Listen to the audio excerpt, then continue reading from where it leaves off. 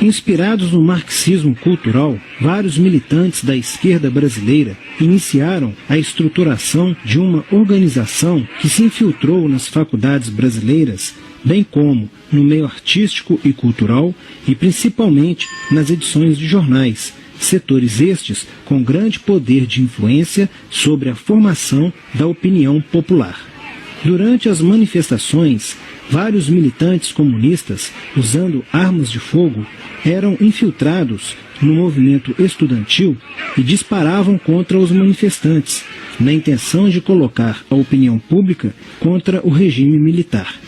Com a morte de Marighella, Lamarca havia assumido a posição de líder mítico, que sustentava a esperança na vitória comunista. Em 1970, quando o embaixador suíço Giovanni Butcher foi sequestrado, o governo se recusou a soltar os presos da lista apresentada pelos guerrilheiros. Depois de 40 dias de sequestro, os guerrilheiros quiseram matar o embaixador suíço. Porém, o governo militar cedeu e as exigências dos guerrilheiros sequestradores foram atendidas, preservando a vida do diplomata.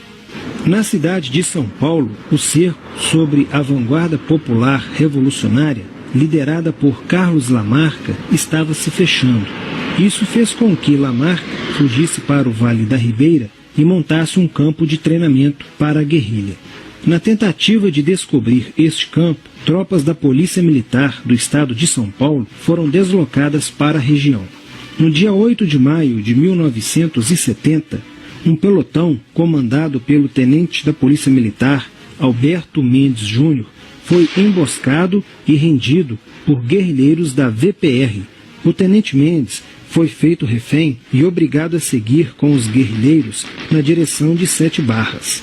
Depois de um dia e meio andando pela mata, Lamarca formou um tribunal revolucionário e decidiu matar o tenente Mendes, que teve o crânio esmagado por coronhadas de fuzil desferidas pelos guerrilheiros Diógenes e Fujimori. Apesar do cerco, Lamarca conseguiu escapar e em 1971 chegou ao sertão da Bahia. Depoimentos de guerrilheiros presos em Salvador levaram o exército ao esconderijo de Lamarca, que, estando armado de metralhadora, reagiu à prisão e foi morto. Após a morte de Lamarca, o número de militantes presos era bem maior que o número de guerrilheiros em ação no Brasil. Os guerrilheiros, percebendo que o cerco estava se fechando, passaram a sequestrar aviões comerciais e obrigar o piloto a desviar para outro país, onde pudessem se exilar. 4 desses aviões foram desviados para Cuba. Os guerrilheiros comunistas estavam perdendo a guerra.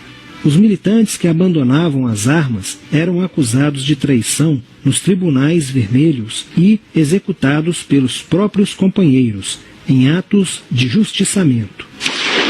Já no início de 1971, o PCdoB conduzia o trabalho de campo na região do Araguaia, na divisa entre os estados de Goiás, Pará e Maranhão, com a missão de implantar um núcleo guerrilheiro que tinha por objetivo fomentar uma revolução socialista, onde centenas de guerrilheiros já haviam se estabelecido há pelo menos 6 anos.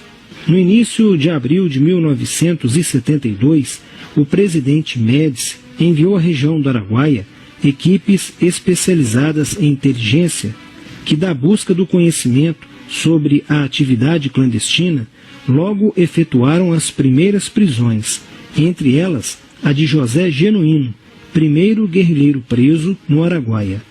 Logo após, o exército sofreu as suas primeiras baixas ao ter um grupamento emboscado por elementos liderados por Oswaldo Orlando da Costa, conhecido por Oswaldão.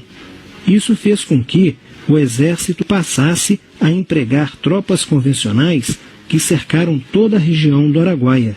Com a derrota cada vez mais próxima e com o total abandono logístico do PCdoB, ao qual os guerrilheiros foram relegados, sem armas, comida e remédios, vários militantes da guerrilha, encurralados, quiseram se entregar, mas foram mortos pelos próprios companheiros em atos de justiçamento.